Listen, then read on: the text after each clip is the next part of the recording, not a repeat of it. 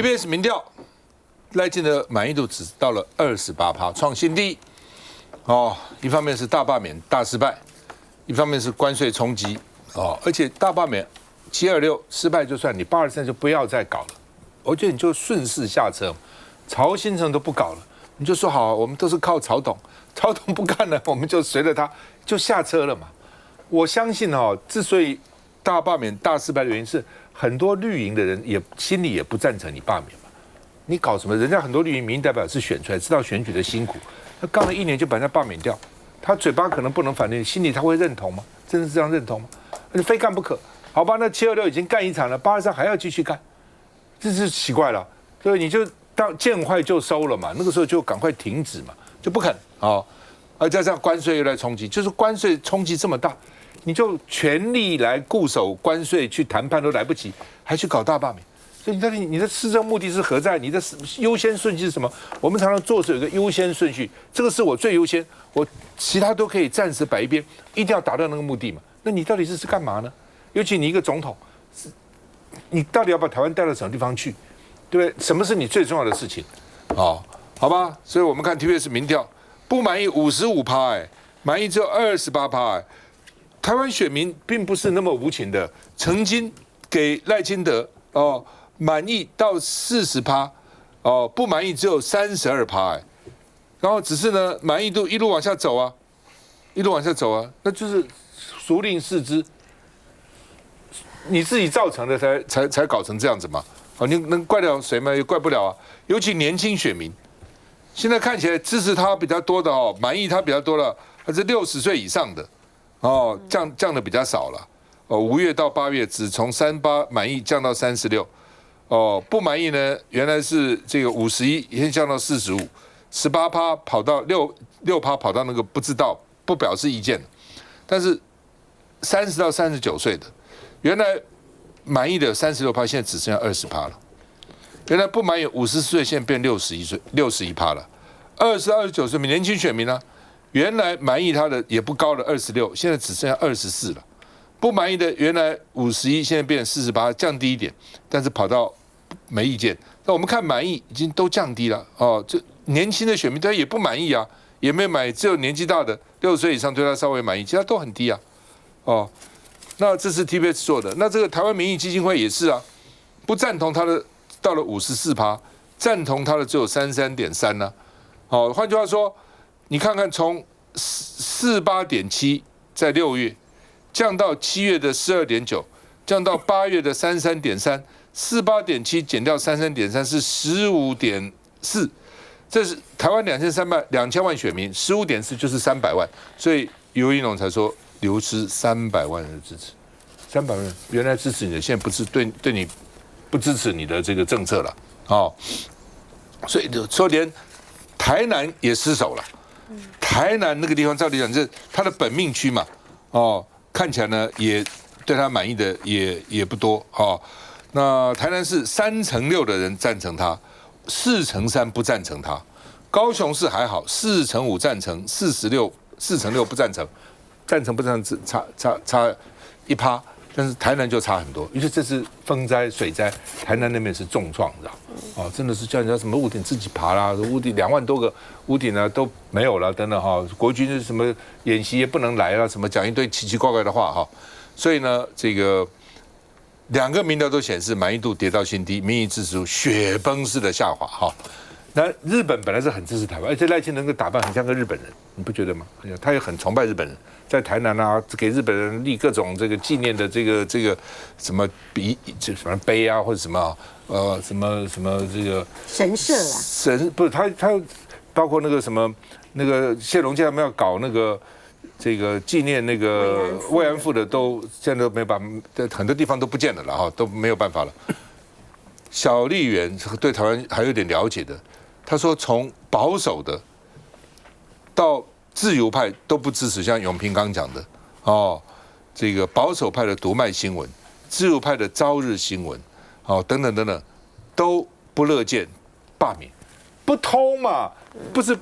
他就这个是不通的事情嘛，你不通的事情就是不通嘛，选民也知道，我不是跟你讲吗？那个时候跟跟他们候选人去市场，我就发现那个反应我从来没有看过这么强烈。我也知道大家反应市场很多人都是哎呀特懂了就应付你一下，我们谁来都特懂，这是不一样。真的觉得说这个不应该啊，不得力啊，锦衣港把妹哦，真的，甚至还有一些摊商会举起不赞同、不同意罢免。是吓一跳，不要说买菜的群众，哇，这个跟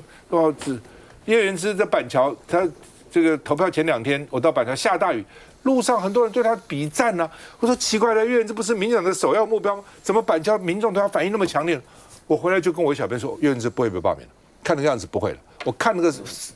我们选举选多看多，看那个情况就知道了。果然嘛，连人家日本人很支持你台湾的。都觉得你到底在搞什么？这不是民主国家会搞的嘛？美国不懂啊，美国就算那些人喜欢台湾，也容不得你这样子搞啊，好不好？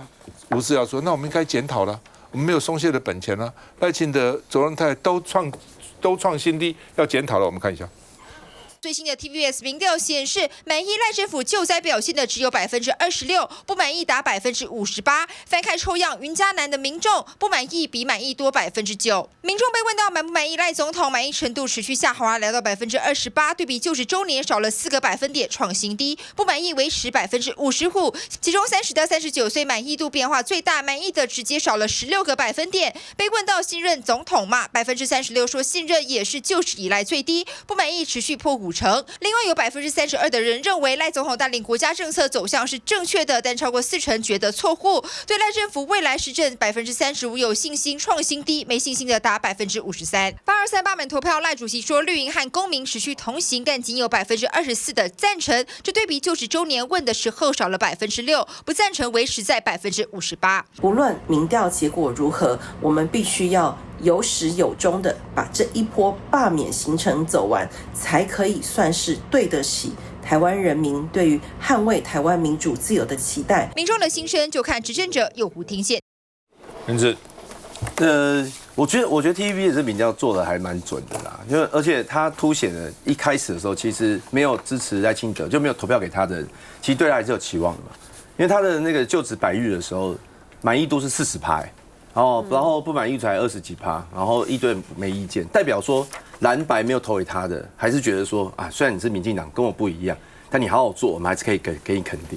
那他是什么时候开始走下坡呢？大概是今年3月24号，那个时候他就提的那个什么赖17条什么的。接下来刚好那个3月多开始走下坡。那3月多发生什么事呢？第一个就是大罢免就开始了哦，如火如荼啦。然后第二个是4月初的时候就面临到关税，然后当然最近是有灾情了。那选民就会认为说，奇怪了，你那么多事情可以做，关税事情你处理好了吗？然后那个灾情事情处理好吗？你都那么重要的事情不去处理，全部在搞罢免。啊，我们一个中华民国的元首是国家的象征呢。啊不，你不去团结内部，你在国内找敌人，只要跟你的意见不一样，就中共同路人。啊，我们要你这个总统干什么？啊，完全没有执政能力啊，当然满意度低啊。所以这个趋势我觉得非常明显，而且大家都看得很清楚。但是刚刚我看民进党立委他是没有要理啦，他们很坚持823继续要跟少数公民同行啊，因为不同意的就是比较多嘛，同意就是比较少，他们还是要跟少数公民同行。我也不知道民进党为什么这样啊，一个执政党都不顾民意，可能他们是觉得说蔡英文总统在2018年当时民调也是很低，但是他2020还是可以选上，也许他认为赖清德就是下一个蔡英文啊，可以逆转那个颓势啊，就是要去跟民意对坐啦，不然我实在是想不到为什么他非要把台湾搞得这么乱，然后不去处理关税问题。像昨天那个郑丽君前天啦，郑丽君昨天记者会。Okay. 就一个字形容嘛，就是空嘛。我举一个例子来解释多空。有记者问他说，请问一下，之后你会去跟川普谈吗？其实记者问这个问题是有道理的，因为很多讯息揭露说，好像有一些国家最后都是跟川普谈比较有用、比较有效率，说找很多传统的公关公司去做游说啊，都是钱都砸在水里没有用。我觉得记者问这个问题有道理。就郑丽君就说。有的国家呢是跟川普谈，有的国家是跟代表团，有的国家是跟什么团，他就是不回答问题。这就好比说那个我说黄伟汉，等一下要不要去吃牛肉面？黄伟汉就回答说，有人晚餐是吃牛肉面，有人晚餐是吃牛排，有人晚餐吃炒饭，他就不回答我要不要吃牛肉面。郑丽君就是整场几十分钟就给你打太极。那你用这种方式去跟川普谈，川普绝对不理你的啦，川普是快刀斩乱麻的。所以他为什么会这样子，都讲不出个所以然出来。我觉得就是有点心虚，然后叠加这个事情，叠加税率也是这样，好，第一时间被人家发现说，哦，原来台湾的28%是叠加，他不是说，对了，我们没有讲清楚，不好意思啊，害大家误会，其实就是叠加，不是，他是骂我们呢，骂所有的人呢。不是4月就跟你讲了吗？你为什么不知道啊？不是啊，4月正4月的事，现在都8月了，谁知道你去谈有没有谈出一个新的关税出来？你怎么会叫我们讲4月的东西？而且那个经济部来跟立法院的报告上面比较的基础就是台湾是20%比韩国的15%嘛，你就是这样子比嘛。你如果是叠加，你不会这样比。比如说以工具机来说，你就会用20加上工具机的4%，24%去比韩国的15%，就差了9%。所以其实他就是故意的。就故意要掩盖这个事情，然后被揭露之后还要硬凹啊！我觉得现在民众也不太看能，就是也不太能接受民进党每周这样出包了就开始凹了就开始欺骗大家，然后最后凹不下去再开始说我们要检讨，这样子真的不是一个执政党应该有的态度啦。还是虽然说我跟他不同党啊，我们还是希望说他做事还是要尊重民意，好好做啦。休息一下再回来。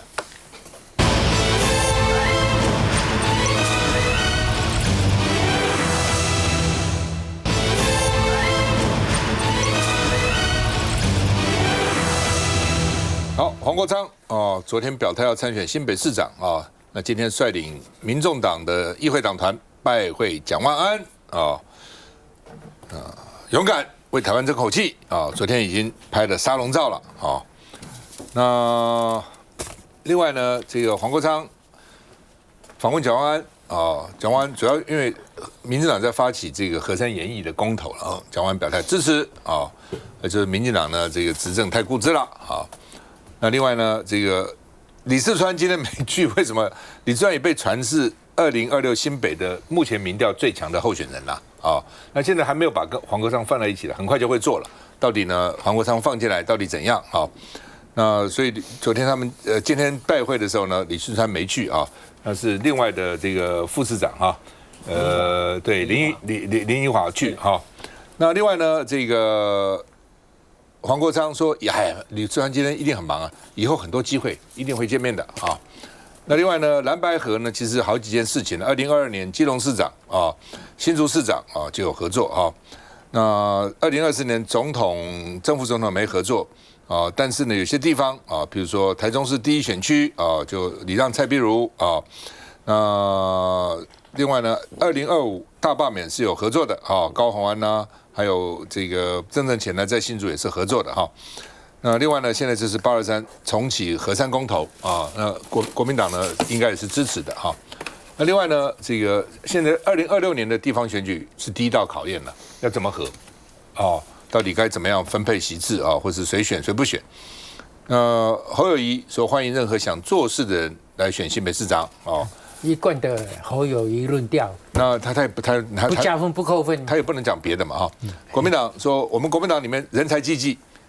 但是我们现在都在野党，也会保留合作的空间那另外呢，这个说国民党呢，你能够寸土都不让吗？因为你还是要合作民众的选票也很重要那黄国昌只在试水温当然也有人讲所以黄国昌是所谓进士退一啦。什么叫进士退一？就是呢，新北市也许有别人合适，就像黄国昌不选新北，还有很多地方可以合作新竹市宜兰县嘉义市彰化县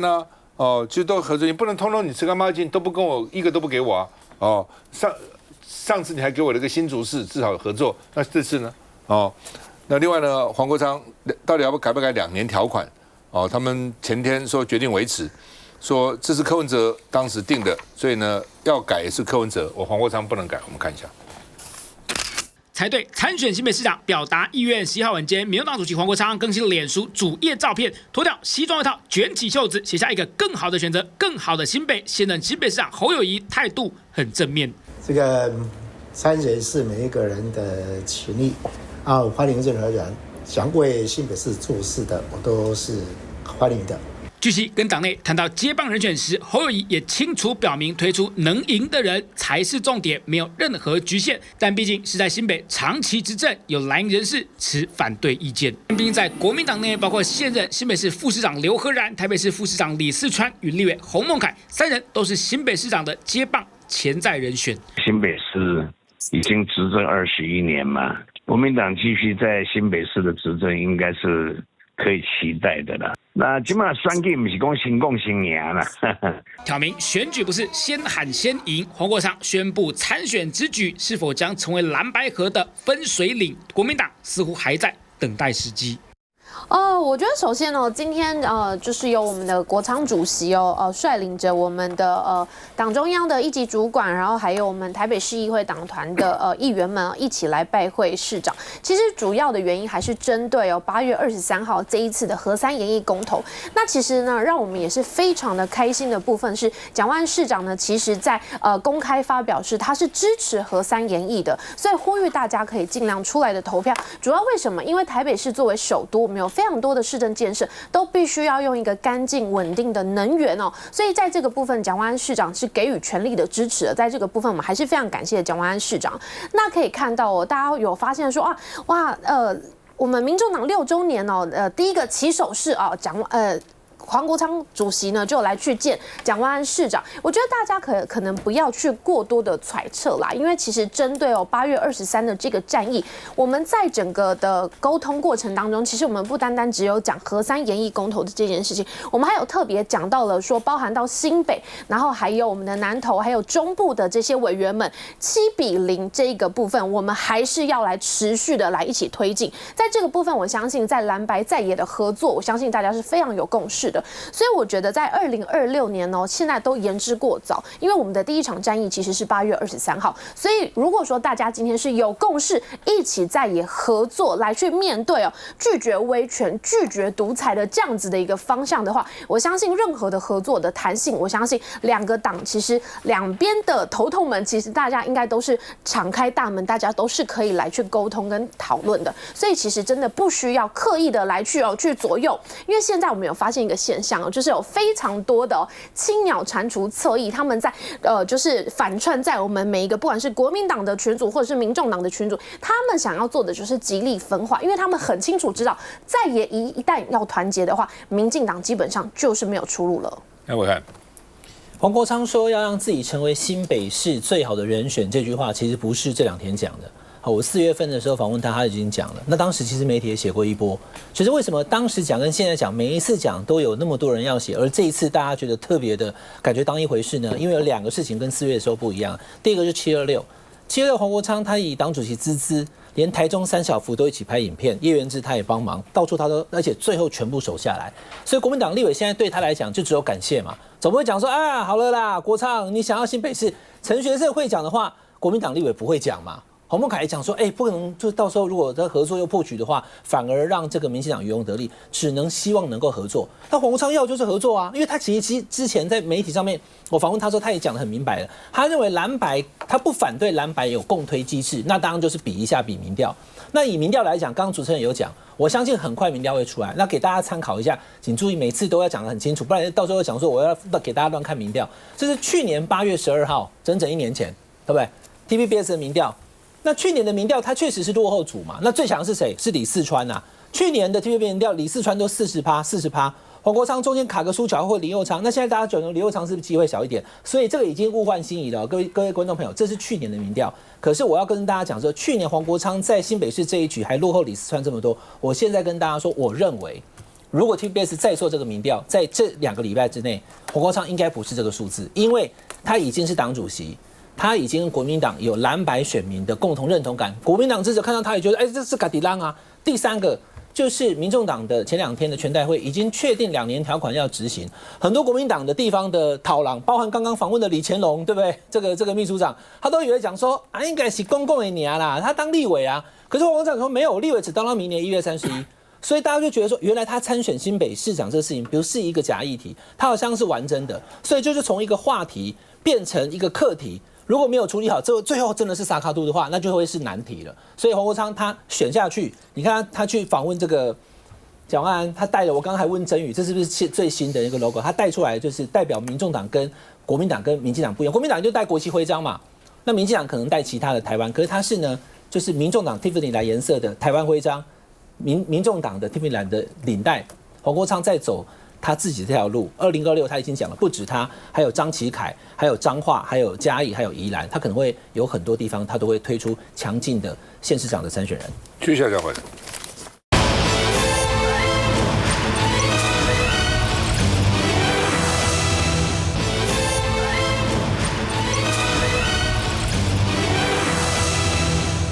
好，林岱樺啊，原来在高雄市啊，民进党这个民调最高的啊，然后呢，现在因为助理费啊，就被一连串的这个牵涉到司法的这个案件里面去哈。然后呢，他们现在说用他的手机哦，说呢他跟这个住持啊释黄志哦讯息很暧昧了哦。然后呢，说那个寺庙里面还有他的专用的房间了啊，所以有装潢好了呢。那他每次来到寺庙就住那个专用房间了哈，然后呢，他跟这个释黄志的有说啊想老公啦，我晋升好了啦哈，他这个我看他的比如说顶礼恩师深拥老公，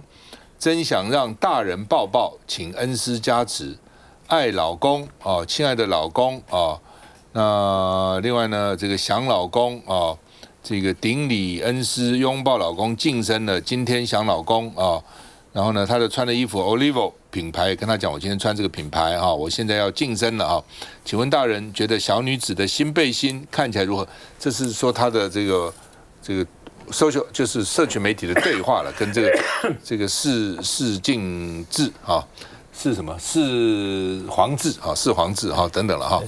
那结果他的发表3个声明，说这是对我的人格毁灭战哈。他说：“第一个呢，你起诉我是助理费嘛，跟媒体你爆这个料干嘛呢？你不是要要毁灭我吗？啊，是人格毁灭战，恶质凶狠，严厉谴责。第二个呢，这个受到这么多的劫难哈，他说我有捍卫女性政治工作者的尊严啊，要跟黑社会奋斗到底哈，要做一个清白傲骨的高雄女儿。另外呢，特定媒体爆料跟起诉事实无关哦。”侦查不公开的司法程序正义呢，受到社会高度的质疑，就是到底哪里来的？这是因为是检察官破解我的手机，然后就让媒体看到吗？哦，说到底有没有称释黄志老公林岱樺是假的？哦，而且越攻击我，民调越高。哦，我的民调上升，暗黑势力就结合检调出手，攻击只有多没有少。特别这半年来打击更是只有增没有减，我的民调只有高没有低，相信公道自在人心哈。那另外呢，检察官就问了说，检察官到底是怎么回事？检察官说无法评论，那东西哪里来的嘛？到底是《镜周刊》怎么拿到你的东西？到现在为止，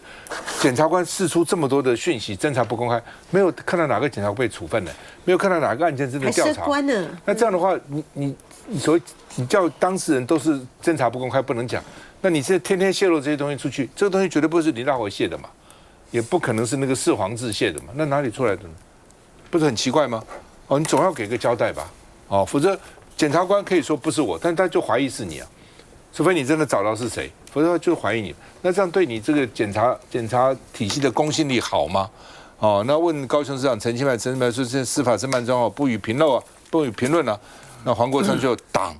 民进党、检察官、媒体。一体，党检媒一体，3位一体，铲除异己。看一下，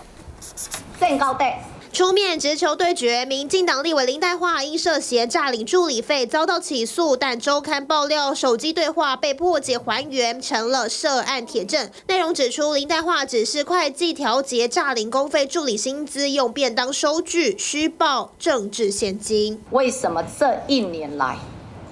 林岱樺的民调上升，暗黑势力就结合检调出手。林岱樺大呛是人格毁灭战，因为周刊曝光的手机对话还不止这样。虽然林岱樺和通法寺住持释黄志通讯软体讯息都被删除，但经过破解，发现两人近期有400则讯息往来。林岱樺在今年1月27号晚间连续传讯息给释黄志，说顶礼恩师，深拥老公，真想让大人抱抱，请恩师加持。1月29号再传爱老公。2月5号晚上，林岱樺又传讯释黄志。致。亲爱的老公，让我们从现在开始致佛事圆满。阿弥陀佛，爱你的小女子。2月9号下午又传讯息说今天想老公，甚至连续传讯息给住持说自己要晋升了，还会和他分享自己的美照、穿搭和衣服品牌，还问他说：“请问大人觉得小女子新背心穿来如何？”而刚好林黛华脸书粉专在2月15号和2月16号连2天就抛出了跑团照片，就穿这件新的白色竞选背心。特定媒体以不明的资料对女性工作者、善良的修行人以进行羞辱式的人格毁灭。文胜，你有喊住持是老公这件事吗？梁永平，哎呀，我觉得这件事情真的也让人觉得，作为一个女性从政人物也会不免觉得蛮遗憾的啦。因为第一个呢，她是怎么样，就说这个消息来源，现在检察官当然不承认，说没有评论哦。那事实上，你怎么可能得知呢？一个媒体他说是他的手机讯号已经被删掉。删掉了之后呢，他们才去复原的嘛。所以不管是 LINE 对话也好，或者那个 Telegram 对话也好，都是复原之后的。那说实在的，手机被检察官扣住了，然后呢，谁有公权力拿去复原？谁有那个技术能力能够复原？复原了又把它做成了译文，如果不是从司法检调单位交给媒体的，那媒体怎么可能登呢？对不对？今天你就看看媒体在这种状况下，它可以巨细靡遗，日期内容都讲成这样。它如果不是有一个消息来源，媒体可以从头到尾完全罗织到这种程度吗？那检察官可以逃脱说你在调查侦查不公开的时候，你可以逃脱这个大家对你的质疑吗？好，那当然今天林黛华她在民进党内他还是非常的强硬，他觉得这个侮辱他的清白然后他要奋战到底，而且呢，因为民进党的廉政委员会并没有处分他，因为民进党的廉政委员会呢，通常你要到一审判决起码要明确起诉，他才会做处理。可是现在呢，没有处分他，所以他并没有这个停止高雄市长的选举，那他现在用这种强硬的手段对付他，那现在大家都已经怀疑你司法检调是民进党的鹰犬被民进党控制，那也有证据啊，因为搞柯文哲案的那个检察官都大升官啊，对不对？搞黄吕锦如的那个调查局的人员也是大升官啊。通通你不喜欢的政敌，你只要去对付他们，而且用让大家觉得超越比例原则、不符合比例原则、不符合你自己检调应该要遵守的调查不公开的原则的，所有这些都破败了，但这些人都升官啊。刚才主持人在那边说，这些人有没有一个要负责任？没有负责任。现实是他们都有更好的去处，所以这个就会造成检察官的内部觉得说，我要升官，我就要这样子搞。尤其是跟《镜周刊》已经在柯文哲案泄露到什么程度了，而且里头有些内容到今天确实也解释不清楚。那你今天你用同样的方式再去对付林黛华，那到底民众会怎么想？好。先不管说这件事情的真实讯与否，民众就会觉得说你726都输了，对不对？你民进党现在都这种处境了，大家对你的很多的不满，其中的不满难道不是司法不公吗？那他还要不停手啊，他还是要继续做。位置。当然，今天大家看到就是这个周刊的这个内容啦，那这个对话的没有对话，就是这个资讯内容，其实大家是非常非常的惊讶这非常非常的震撼。但我这边也是要做一个提醒那其实因为这一个其实是一个去脉络化的资料，它也只有单方面的资讯那它也没有前后文。它也没有对话的内容。那当然，大家也都说，这其实到底这个资料从哪里来的？所以我觉得我们在讨论这件事情的时候，用这些资料其实都是危险，也是要特别注意的。那当然。就这个周刊的内容，其实也跟目前在侦办中的司法案件呢，目前看起来是没有特别有这个在法律上面有特别的连结，所以我觉得民进党无论就是这个哪一个阵营的司法案件，我们都是秉持同样的立场，我们就是希望交给司法好好的侦办。那其余的留言，我们就是希望大家其实这个不需要过多的解读。我看。这件事情其实林岱樺的记者会当中，记者想问的是他到底跟住持是什么关系？但林岱樺呢，他的声明也好，或他回答，他其实不想谈这一块。那他讲得很明白，然后现在目前被牵涉的是什么？就是他的助理费有没有这个虚报的问题，有没有叫助理先领了再弄回来？那大家都记得，他当时被这个南部的调查局约谈的那一天，他拿出那个纸条，喊司法迫害，喊这个政治干预司法，司法干预初选。就是在那一天，他的手机被收了，所以手机被收了以后呢，这个根据周刊的报道，我再次跟观众朋友报告哈，中华民国是无罪推定。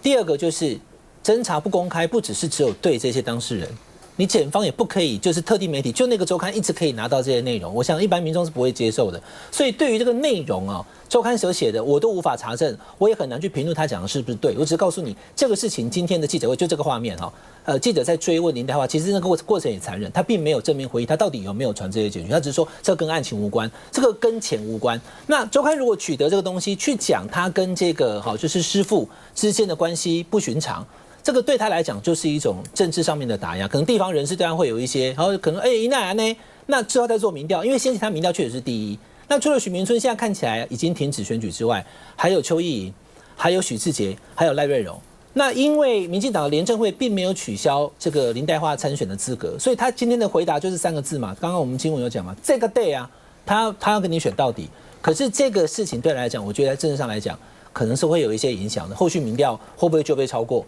包含了像是永援会的赵天麟拿的那个献花，叫做义脉相承，邱意莹的义，陈其迈的迈，就说派系已经去支持邱意莹了。地方的选举。尤其是在高雄跟台南，因为民进党认为初选过了一概就赢，所以初选其实是非常激烈。而且很奇怪了，它这只有单方面的。照理讲你有来有往嘛，如果有来有往，不可能只有单方面的嘛，它就有回呀或等等那也许可以看得比较清楚。你光看这个单方面的东西，也有可能被断章取义的，老陈。不是你们四位，包括你的评论还有包括林岱樺第一时间点的反应。我觉得都有点绕啊。我个人的看法，这是林岱樺空前的政治危机，他的政治生命能不能延续下去，其实是非常难以预料的。因为今天林岱樺的回应并没有很明确的讲这个是假的，我根本跟这完全无关。他讲的很大、很高、很阔，就是说。就是这个是一个非常要侮辱一个女性的最恶毒的手段，但是他没讲到他自己，我觉得他就是差那么一截。我认为是这样的，这个消息不管他背后的阴谋有多大，不管手段有多龌龊，这个跟林岱樺平时给人家的印象落差太大。如果是真的话，他就是仙姑呢，大家看起来一直是仙姑，一门净身。就自然晋升了竟然会有这种事情，我当然假定这些是有一点是真的，有一点如果是真的的话，林岱樺就不用选了。但是如果是假的，这个制造这些消息的人也未免太可恶了。所以我觉得言之过早，我替林岱樺非常的担心了。这边如果这资料字段呢给我的林岱樺假的，他有说假的越攻击我民调越高，所以他也并不是没有澄清休息再回来。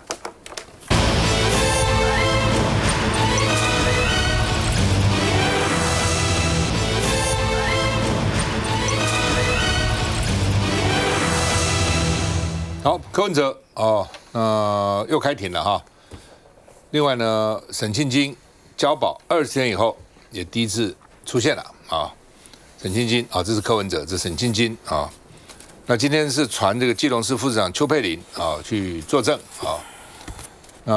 另外呢，这个蓝白送花给地检署检察长王俊立说要北检洗心革命改邪归正，因为呢关税不会关，人很会关就关税虽然讲我们现在中国关税，那讲是关税那是海关，不会把人关起来了，但是呢人很会关那另外呢，这个黄国昌说，去年王俊立曾经送花到他办公室，没有署名单位了所以呢，这个北检现在心虚，因为今天不收蓝白的花束，他就说人家送花你就不收，那你们送花给我呢？检察官送花，他这样说非常不应该。他说他送给黄国昌当选主席的时候，他说送给这个没有落款单位王俊立送花到我办公室我直接退货那到时候这个黄俊立有没有想到公务员廉政伦理到底是私人支出的还是公帑支出的？为什么不落款等等可能黄国昌这样询问了那另外呢，这个邱佩玲今天是讲了说因为呢这个只是政治现金的问题了，说当时呢邱佩玲的妈妈好像这个谢国良的妈妈林曼丽呢是柯文哲的粉丝所以呢这个当时呢信义房屋董事长周俊吉太太王美文、谢国良的妈妈林曼丽、文华东方董事长林命全三个人捐给民进党各200万，所以一共600万。现在就查600万去哪里了那另外呢，这个说柯文哲性命案的源头，说因为裴伟在侦查中的时候访问邱佩玲有问到这个 Excel 档怎么回事这个这个柯文哲案，邱佩玲报说谢国良的妈妈是柯粉，其实上次有讲过，这其实不是稀奇的这并不是新的新闻了那另外呢，柯文哲今天就轰检察官林俊彦说他想升官发财，狂妄自己，到底这是什么世界？所以司法勾结媒体，变成一个打手民众党就说呢，这个现在呢，因为柯文哲延押嘛，抗告被驳回，再押2个月。所以呢，说执行就意思说这个司法的执行赖政府的意志不知羞耻。我们看一下。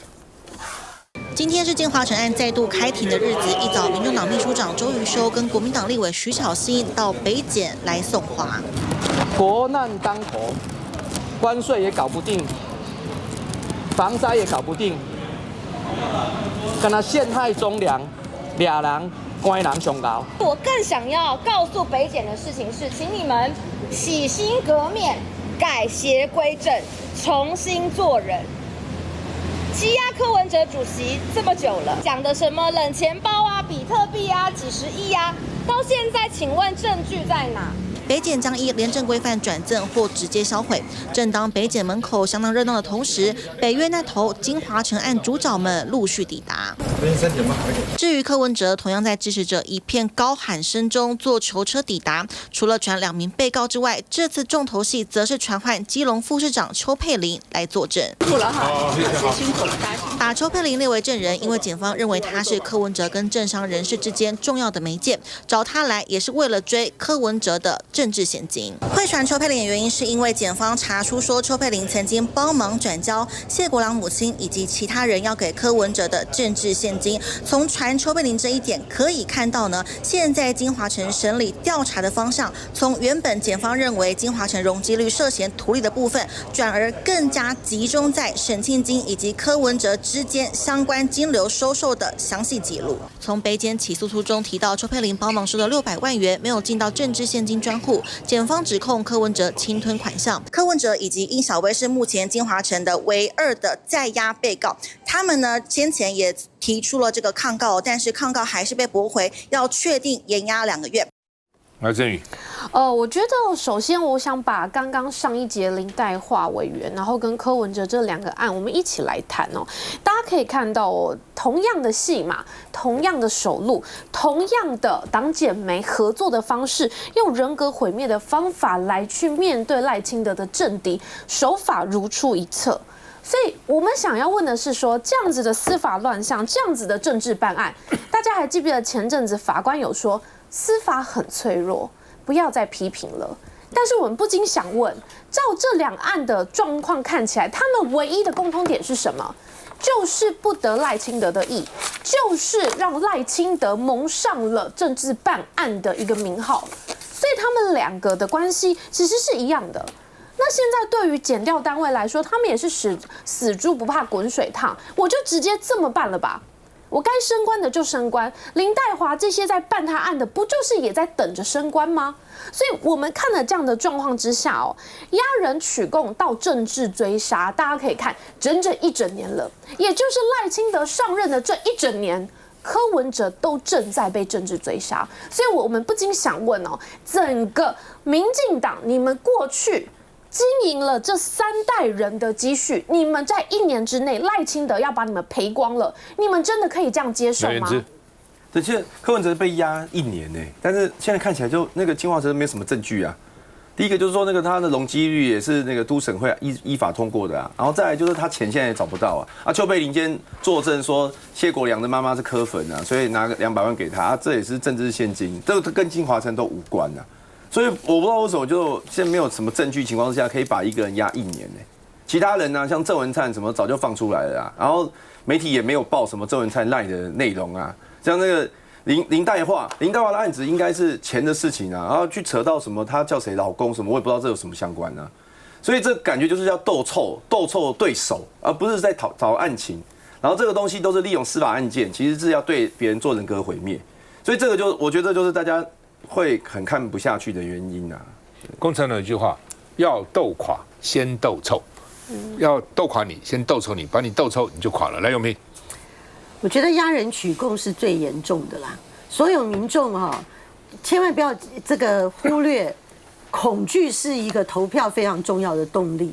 那民众现在在恐惧什么？就恐惧你民进党司法体系这样啊，莫名其妙，什么东西没有，把人抓起来就是扣你手机。那你手机一旦被扣住的时候，它里面的简讯传闻，它要怎么样搞你，怎么样罗治你，怎么样弄你，毫无这个还手之力啊，这非常恐怖。我觉得这个司法就是在侦办中嘛。那今天这个邱佩玲，她就是有到这个开庭的时候有出来就说明说，她确实到市长室拿现金200万给柯文哲这件事情。那她还说柯文哲也跟她说谢谢。那我觉得就是司法怎么办？现在就是要确定这些金流相关的金流。他当中有说啊，有一些有进入这个政治现金，有一些显然就是没有嘛。那怎么会是说这个柯文哲是赖清德的政敌呢？那我觉得要把郑文灿事情拉进来，这2个完全是不一样。郑文灿的案子。